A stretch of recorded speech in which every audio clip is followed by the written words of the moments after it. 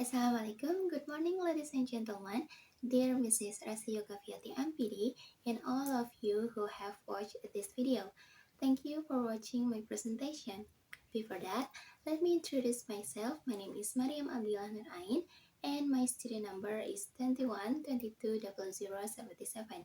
I am from the English Education Study Program, Faculty of Language Education. On this occasion, I would like to present the results of my final exam project, which is in the form of answer to 15 questions, and happy watching. For the first question is explain in detail about the origin of ESP according to the reading source you have reviewed. Mention the source and the year in reference form. Jadi asal mula English for Specific Purpose atau ESP dapat ditelusuri ke tahun 1960-an. Ketika kebutuhan untuk pendekatan pembelajaran bahasa Inggris yang lebih terfokus muncul. Nah, Hutchinson dan juga Waters di tahun 1994 menjelaskan bahwa ESP merupakan metode pengajaran yang dirancang untuk memenuhi kebutuhan spesifik pembelajar dalam konteks akademik ataupun profesional. Ada 3 alasan utama munculnya ESP. Yang pertama ada tuntutan globalisasi, revolusi dalam linguistik, dan perkembangan teknologi. Robinson di tahun 1990 menekankan bahwa ESP berorientasi pada tujuan dan dirancang berdasarkan analisis kebutuhan. Seperti yang tadi disebutkan, 3 faktor utama yang mendorong perkembangan ESP. Yang pertama ada demands of globalization, yaitu perubahan dalam dunia kerja dan komunikasi internasional, di mana memerlukan kemampuan bahasa Inggris yang spesifik untuk berbagai profesi, seperti bisnis, teknik, dan kedokteran. Lalu yang kedua ada linguistic revolution, ada pergeseran dari pengajaran bahasa umum menuju pendekatan yang lebih terfokus pada kebutuhan komunikatif spesifik, yang diakui oleh para ahli seperti Hutchinson dan juga Waters di tahun 1994. Yang ketiga ada need analysis. ESP ini dirancang berdasarkan analisis kebutuhan untuk memastikan materi pembelajaran relevan dengan konteks profesional dan akademik pesertanya.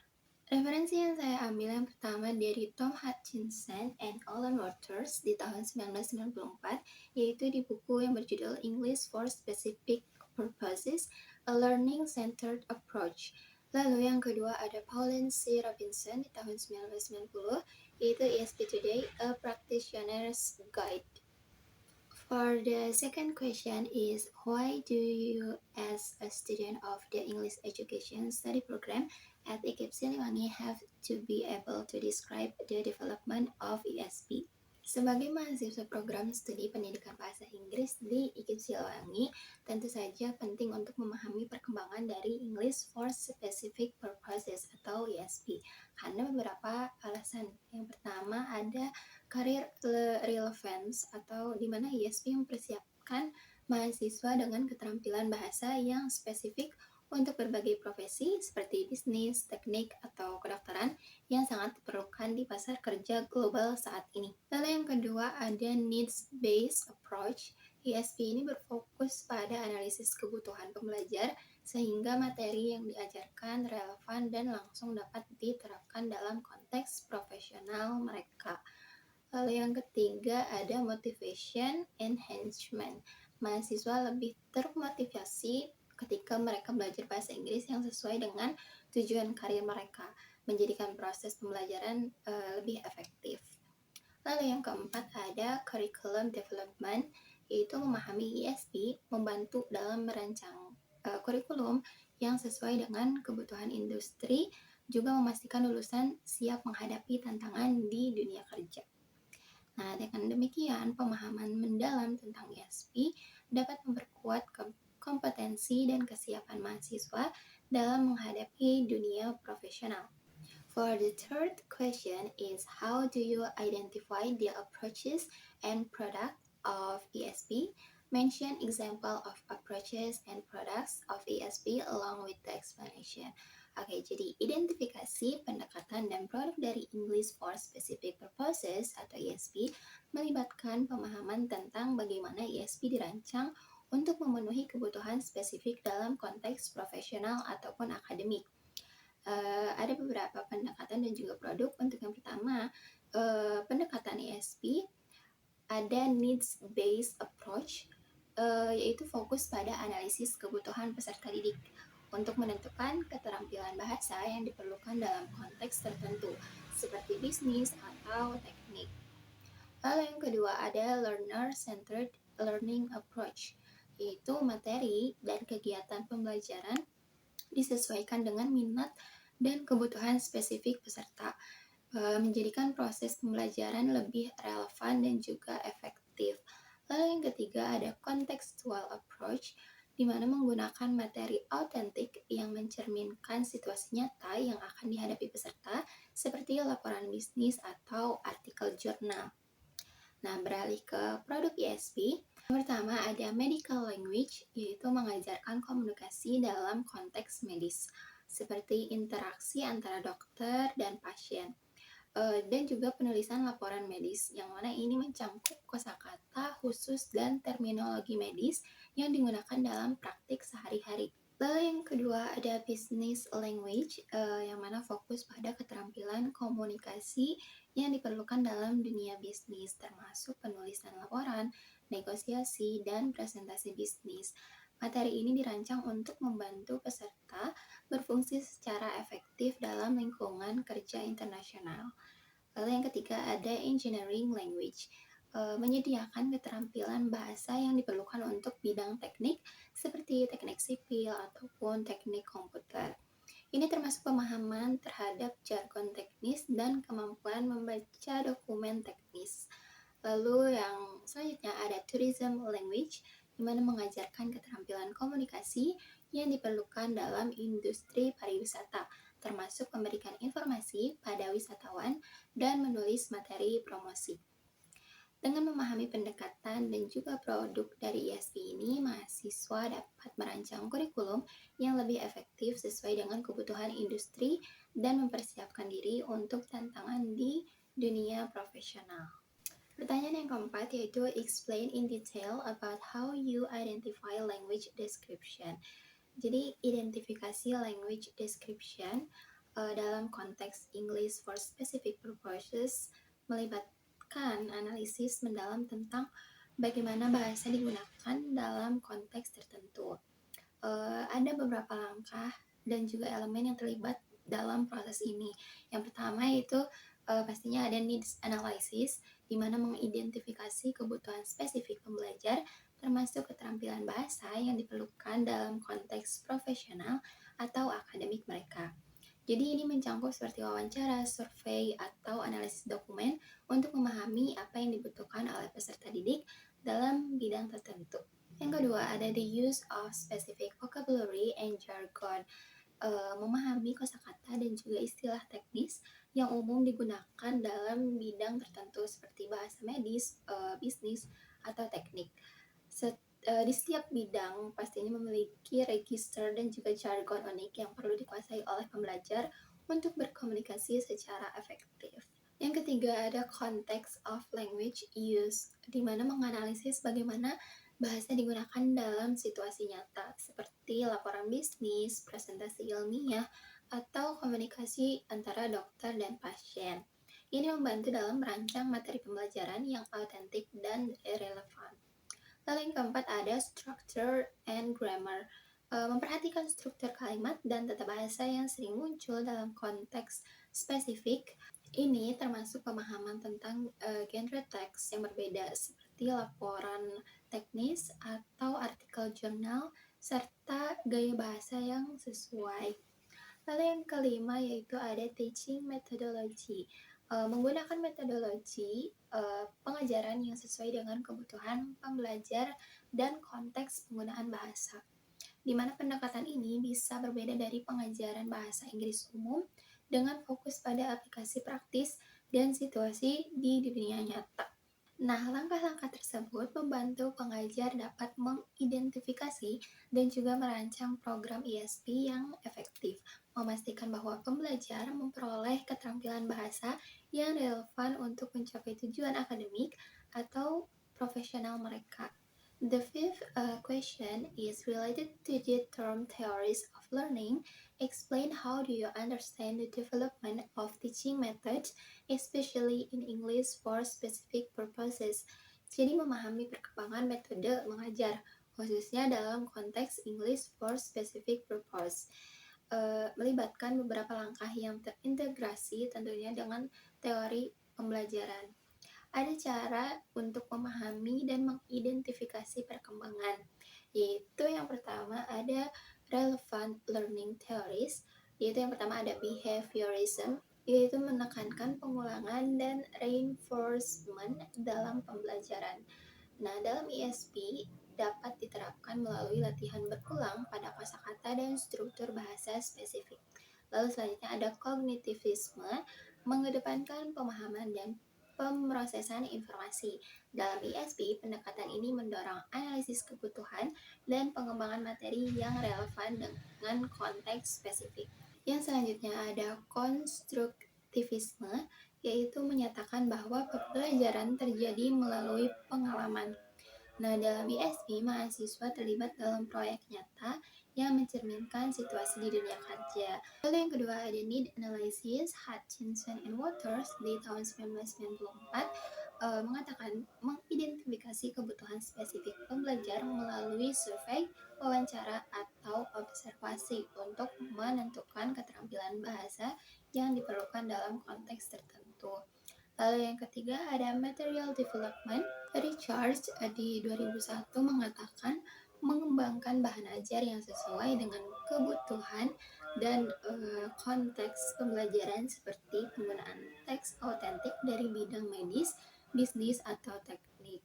Contohnya termasuk laporan bisnis atau jurnal artikel. Yang keempat yaitu teaching method.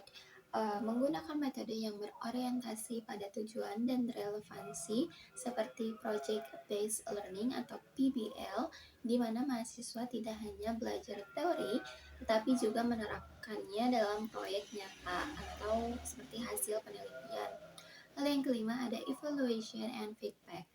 Bas Trukman di tahun 2008 mengatakan bahwa melakukan evaluasi terhadap efektivitas metode dan materi ajar yang digunakan, serta mengumpulkan umpan balik dari mahasiswa untuk perbaikan berkelanjutan. Nah, dengan langkah-langkah yang sudah disebutkan, mahasiswa dapat memahami dan mengidentifikasi perkembangan metode mengajar dalam ISP secara komprehensif sehingga dapat merancang kurikulum yang efektif dan relevan dengan kebutuhan dunia profesional. Pertanyaan yang keenam yaitu elaborate and explain your understanding of the ability to conduct a need analysis when you will teach ESP. Nah, dalam memahami dan juga melakukan need analysis dalam konteks English for specific purposes, ada langkah-langkah penting untuk merancang program pembelajaran yang efektif. Juga ada cara untuk memahami dan mengidentifikasi proses ini. Di antaranya, yaitu mengetahui definisi dari need analysis itu sendiri.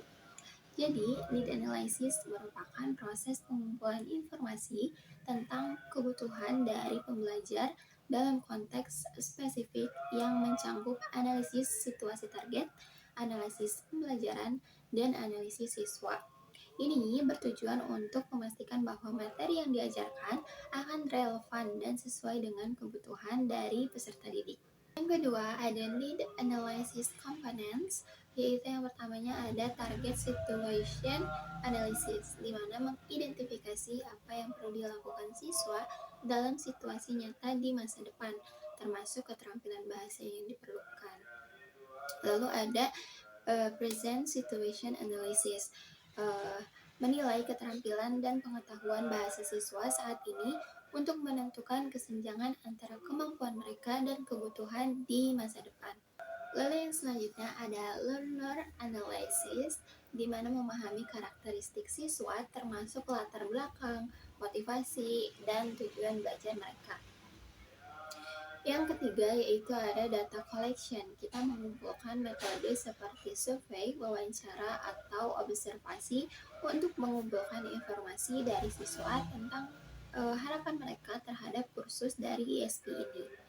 Nah, hal ini membantu dalam mengidentifikasi apa yang perlu, apa yang kurang, apa yang diinginkan dalam pembelajaran bahasa.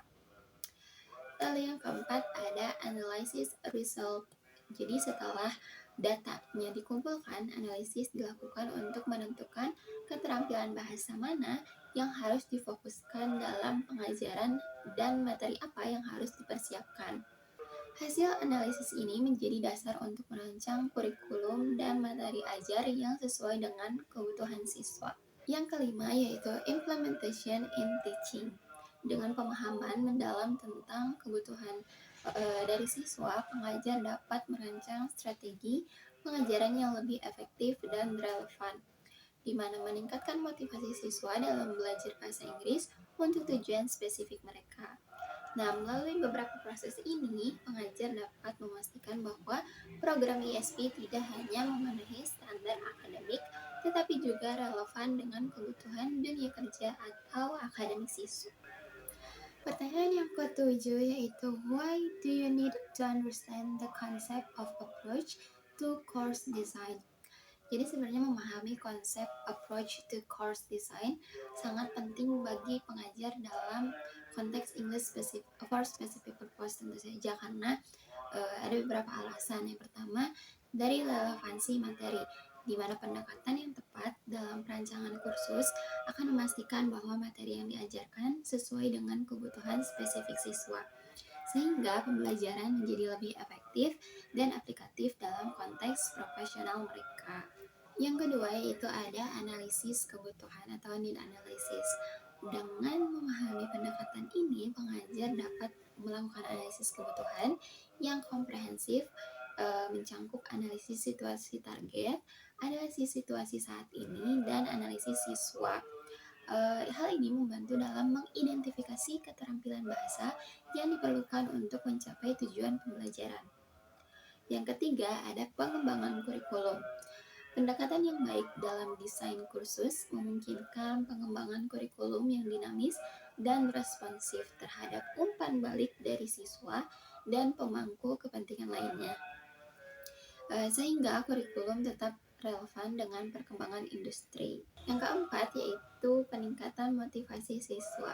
Dengan merancang kursus yang berorientasi pada tujuan dan kebutuhan siswa, pengajar dapat meningkatkan motivasi belajar mereka, karena siswa merasa bahwa pembelajaran mereka memiliki tujuan yang jelas dan langsung terkait dengan karir mereka. Lalu yang kelima ada efektivitas pengajaran. Memahami berbagai pendekatan dalam desain kursus membantu pengajar untuk memilih metode pengajaran yang paling efektif, baik itu berbasis kompetensi, berbasis proyek, atau lainnya, sesuai dengan konteks ISP yang akan dihadapi. Nah, dengan demikian, pemahaman tentang pendekatan desain kursus sangat penting untuk menciptakan pengalaman belajar yang bermakna dan relevan bagi siswa dalam program ISP.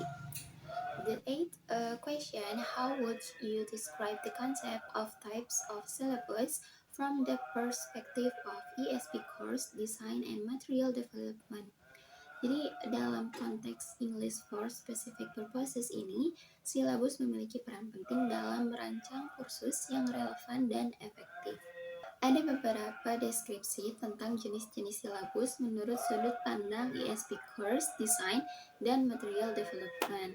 Yang pertama ada silabus berbasis keterampilan atau Skill Based Syllabus.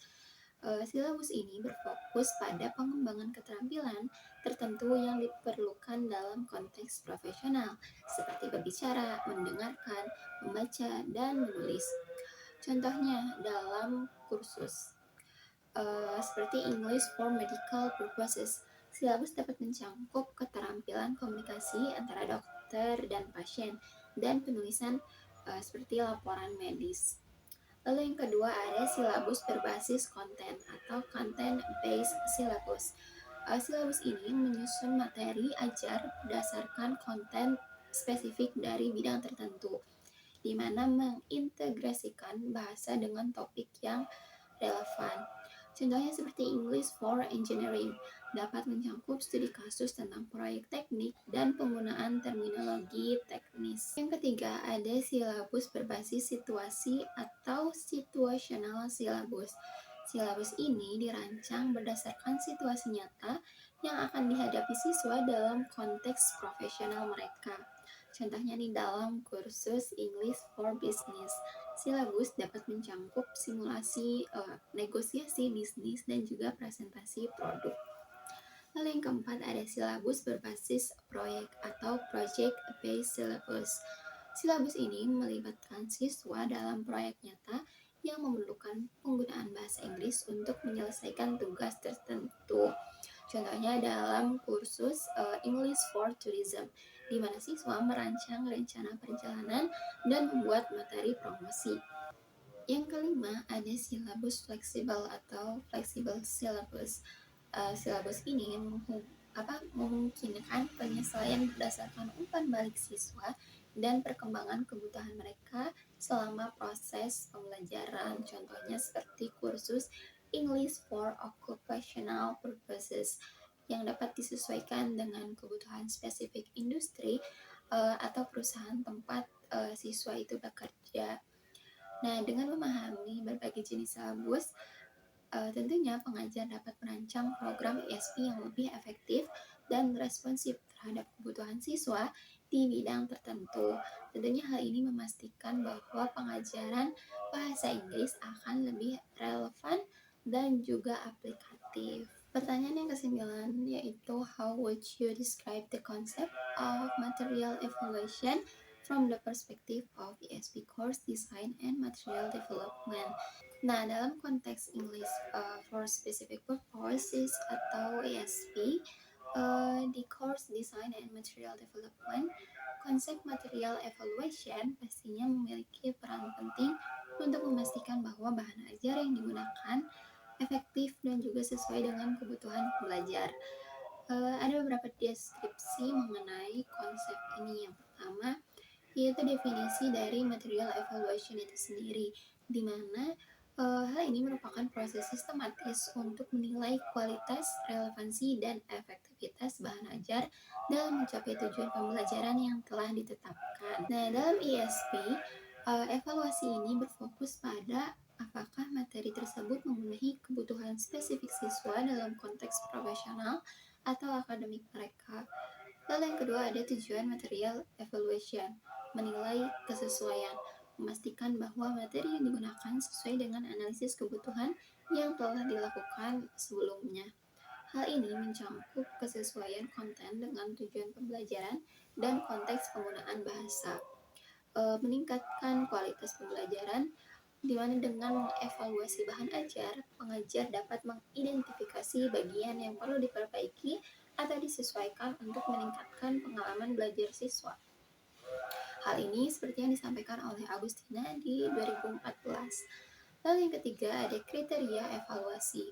Evaluasi bahan ajar dalam ISP dapat meliputi beberapa kriteria seperti relevansi konten, apakah materi yang mencerminkan situasi nyata akan dihadapi siswa di bidang mereka, lalu keberagaman metode, apakah materi menyediakan berbagai metode pembelajaran yang sesuai dengan gaya belajar mahasiswa, lalu ada keterlibatan siswa, apakah materi mampu menarik perhatian dan mendorong partisipasi aktif dari siswa.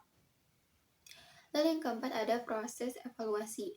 Proses evaluasi biasanya melibatkan langkah-langkah seperti pengumpulan data di mana menggunakan survei, wawancara, atau observasi untuk mendapatkan umpan balik dari siswa mengenai efektivitas materi. Lalu ada analisis hasil di mana kita menganalisis data yang telah dikumpulkan dan menentukan kekuatan dan juga kelemahan dari bahan ajar tersebut. Selanjutnya ada rekomendasi perbaikan.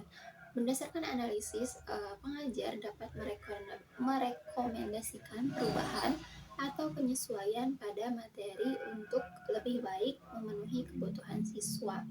Lalu yang kelima ada implementasi hasil evaluasi. Hasil dari evaluasi bahan ajar harus diterapkan dalam perancangan ulang atau pengembangan materi baru.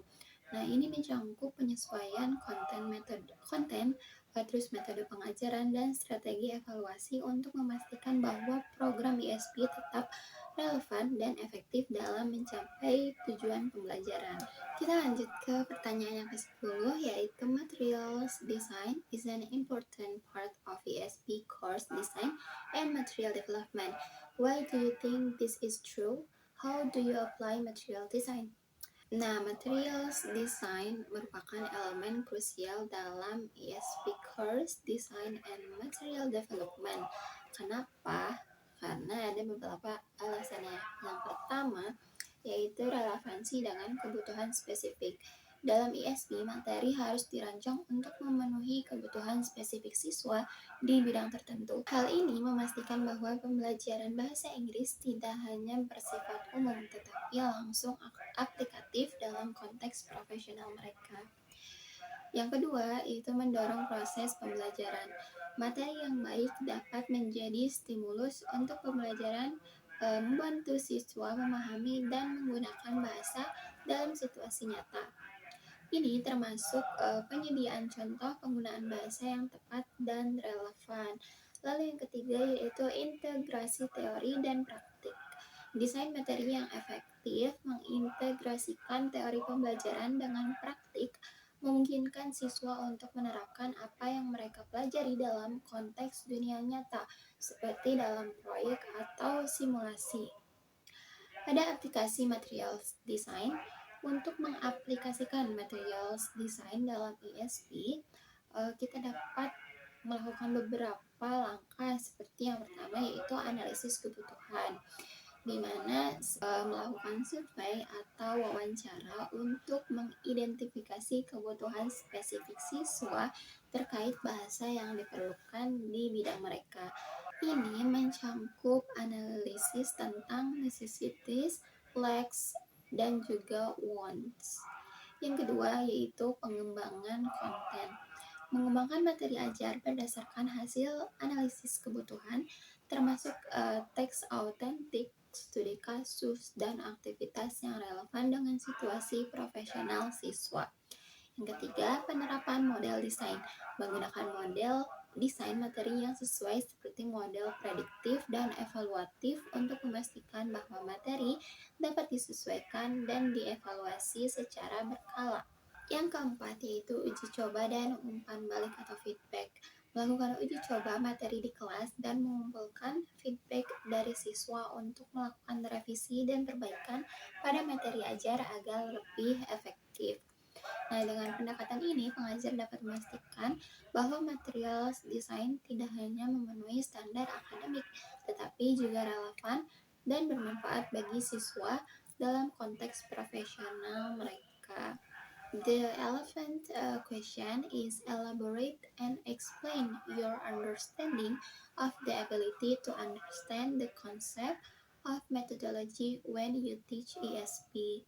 Nah, memahami konsep metodologi dalam pengajaran ESP tentunya sangat penting untuk menciptakan pengalaman belajar yang efektif dan relevan. Yang pertama, definisi dari metodologi itu sendiri, yaitu metodologi mengacu pada prinsip, strategi, dan teknik yang digunakan dalam proses pengajaran. Nah, dalam konteks ESP, metodologi harus disesuaikan dengan tujuan spesifik pembelajaran dan kebutuhan siswa di bidang tertentu. Yang kedua, pentingnya memahami metodologi dalam ESP. Kesesuaian dengan kebutuhan siswa, ESP berfokus pada pembelajaran bahasa Inggris yang sesuai dengan konteks profesional atau akademik siswa. Memahami metodologi membantu pengajar merancang materi dan kegiatan yang relevan dengan kebutuhan spesifik mereka.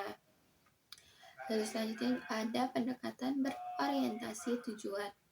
Metodologi dalam ESP harus berorientasi pada tujuan, yaitu mempersiapkan siswa untuk menggunakan bahasa Inggris dalam situasi nyata di bidang mereka.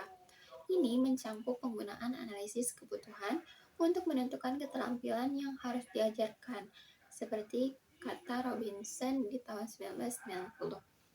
Lalu yang selanjutnya ada penggunaan metode interaktif. mengadopsi metode pengajaran yang interaktif dan praktis seperti studi kasus dan proyek kolaboratif dapat meningkatkan keterlibatan siswa dalam memfasilitasi penerapan bahasa dalam konteks nyata. Yang ketiga, ada aplikasi metodologi dalam pengajaran ISP. Eh, Melakukan analisis, sebelumnya kita melakukan analisis kebutuhan sebelum merancang kurikulum untuk memahami apa yang dibutuhkan siswa di bidang spesifik mereka. Lalu ada pengembangan materi ajar, di mana kita mengembangkan materi yang sesuai dengan hasil analisis kebutuhan, termasuk teks autentik dan simulasi situasi nyata yang relevan dengan profesi siswa. Menerapkan pembelajaran berbasis proyek, di mana siswa terlibat dalam tugas nyata yang memerlukan penggunaan bahasa Inggris secara aktif. Terus juga penggunaan teknologi, kita bisa memanfaatkan alat bantu digital dan platform online untuk meningkatkan interaksi dan aksesibilitas materi ajar. Strategies of teaching ESP in digital age. Yang keempat, evaluasi dan feedback. Melakukan evaluasi terhadap efektivitas metode yang digunakan dan mengumpulkan feedback dari siswa untuk perbaikan berkelanjutan dalam proses pengajaran. Pertanyaan ke-12 yaitu explain the concept of evaluation that you understand when teaching ESP. Why should there be an evaluation at the end of the lesson? Jadi sebenarnya konsep evaluasi dalam pengajaran ESP merujuk pada proses sistematis untuk menilai efektivitas pembelajaran dan pencapaian tujuan yang telah ditetapkan. Nah, evaluasi ini mencangkup penilaian terhadap materi ajar, metode pengajaran, dan hasil belajar siswa. Ada beberapa aspek penting mengenai evaluasi dalam konteks ESP. Yang pertama yaitu tujuan dari evaluasi sendiri, yaitu untuk menilai pencapaian tujuan. Evaluasi membantu menentukan sejauh mana siswa telah mencapai tujuan pembelajaran yang spesifik sesuai dengan analisis kebutuhan yang dilakukan sebelumnya. Terus juga untuk meningkatkan kualitas pembelajaran. Melalui evaluasi, pengajar dapat mengidentifikasi kekuatan dan kelemahan dalam proses pengajaran, serta melakukan perbaikan yang diperlukan untuk meningkatkan efektivitas pembelajaran. Yang kedua, jenis evaluasi.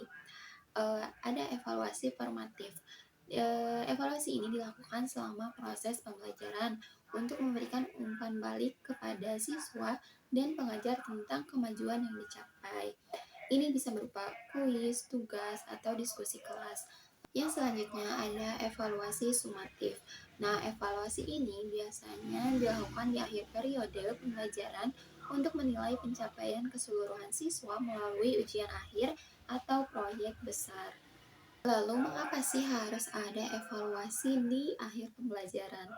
Nah, hal ini tentunya untuk validasi pembelajaran. Evaluasi di akhir pembelajaran memberikan gambaran jelas tentang seberapa baik siswa memahami materi dan keterampilan yang diajarkan. Feedback untuk pengembangan kurikulum. Hasil evaluasi dapat digunakan untuk merancang ulang kurikulum dan juga materi ajar agar lebih sesuai dengan kebutuhan siswa di masa depan. Lalu yang selanjutnya yaitu persiapan untuk dunia kerja. Dalam konteks ESP, evaluasi juga berfungsi untuk mempersiapkan siswa menghadapi tantangan di dunia profesional, memastikan mereka memiliki keterampilan bahasa yang diperlukan. Hal ini seperti yang dikatakan oleh Solastini di tahun 2023. Nah, jadi dapat disimpulkan bahwa evaluasi merupakan komponen vital dalam pengajaran ISP yang tidak hanya membantu mengukur keberhasilan pembelajaran, tetapi juga berkontribusi pada perbaikan berkelanjutan dalam proses pengajaran dan kurikulum.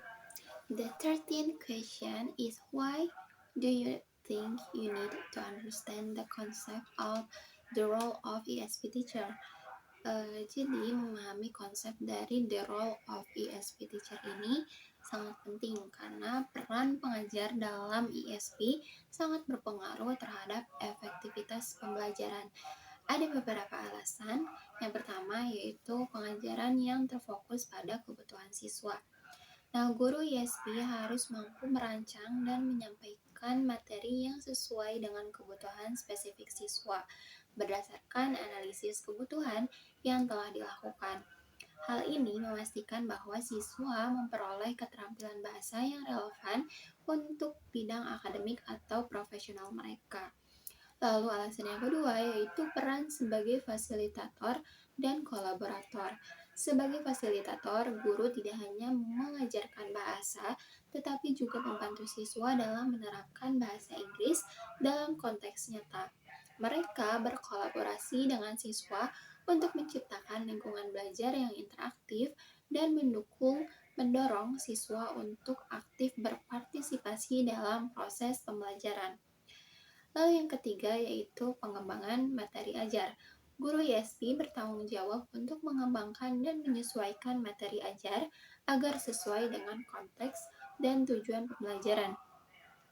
Mereka harus mampu mengintegrasikan teks autentik dan sumber daya lain yang relevan untuk meningkatkan pemahaman siswa tentang penggunaan bahasa dalam situasi spesifik.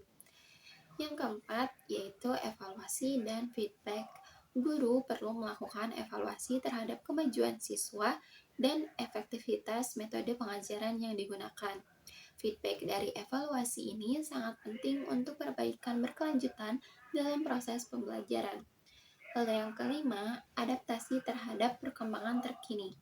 Guru ISP harus selalu memperbarui pengetahuan mereka tentang perkembangan terbaru dalam bidang mereka serta tren dalam pengajaran bahasa Inggris. Ini memungkinkan mereka untuk memberikan pendidikan yang relevan dan up to date kepada siswa. Nah, memahami peran guru ISP, pengajar dapat lebih efektif dalam merancang dan melaksanakan program pembelajaran yang memenuhi kebutuhan siswa, sehingga mempersiapkan mereka dengan baik untuk menggunakan bahasa Inggris dalam konteks profesional atau akademik mereka. The next question is, why do you think that a fun teacher will make students enjoy learning English for specific purposes, such as English for physiotherapy, etc.?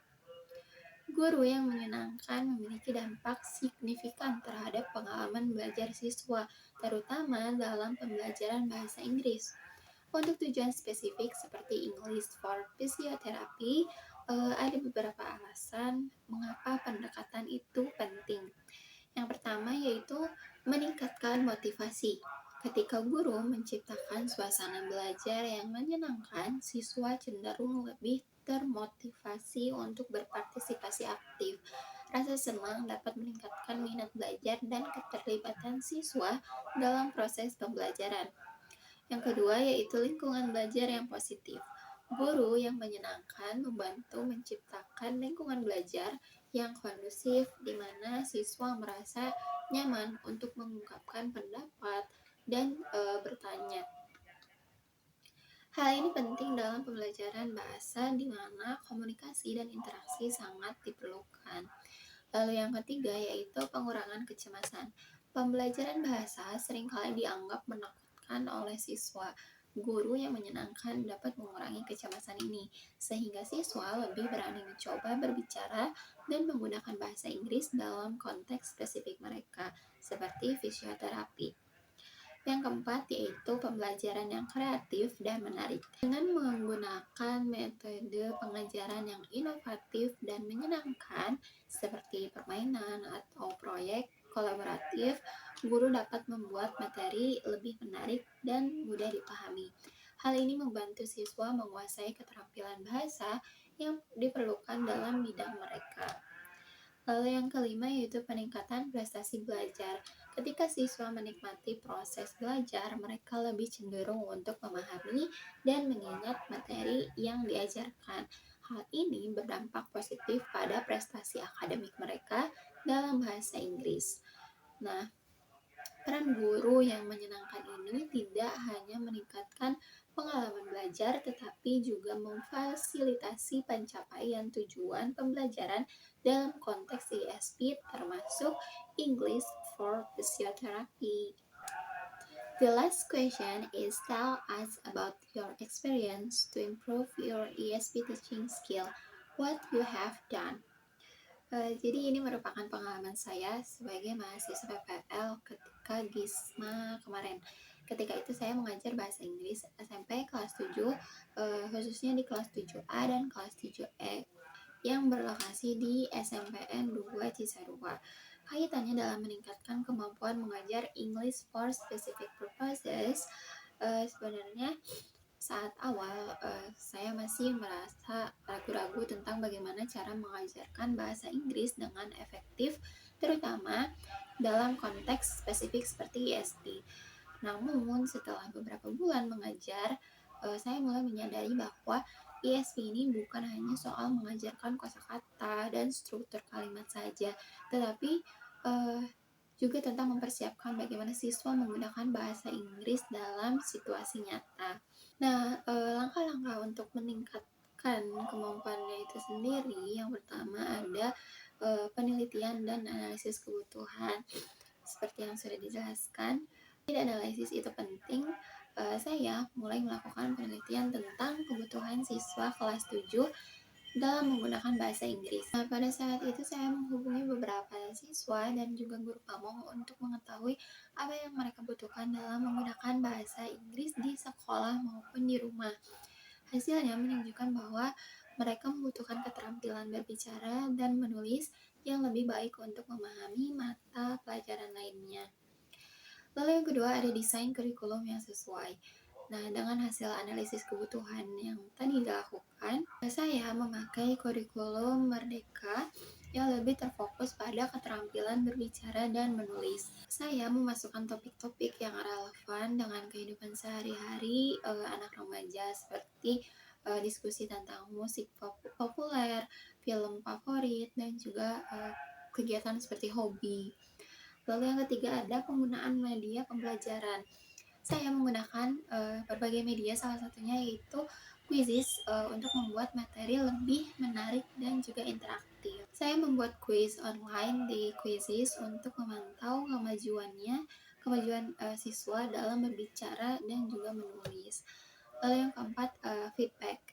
Setelah setiap pertemuan, saya memberikan feedback kepada siswa tentang performa mereka. Terkadang saya juga menyuruh siswa untuk memberikan feedback tentang apa yang mereka sukai dan tidak sukai dalam proses belajar. Nah, dengan demikian saya dapat menyesuaikan strategi pengajaran berdasarkan kebutuhan mereka. Hasilnya dengan langkah-langkah tersebut saya bisa meningkatkan kemampuan mengajar ESP. Siswa kelas 7 saya menjadi lebih percaya diri dalam menggunakan bahasa Inggris untuk berdiskusi, untuk menulis tentang topik-topik yang relevan dengan kehidupan mereka. Hasilnya juga tercermin dalam nilai-nilai tes atau dalam LKPD bahasa Inggris yang hasilnya itu meningkat secara signifikan. So maybe that's all the question that I have answered, and thank you very much for your attention until the last second. I realize that there are still many shortcomings in this video. Criticism and suggestion are needed for the future. See you in the next video. Bye.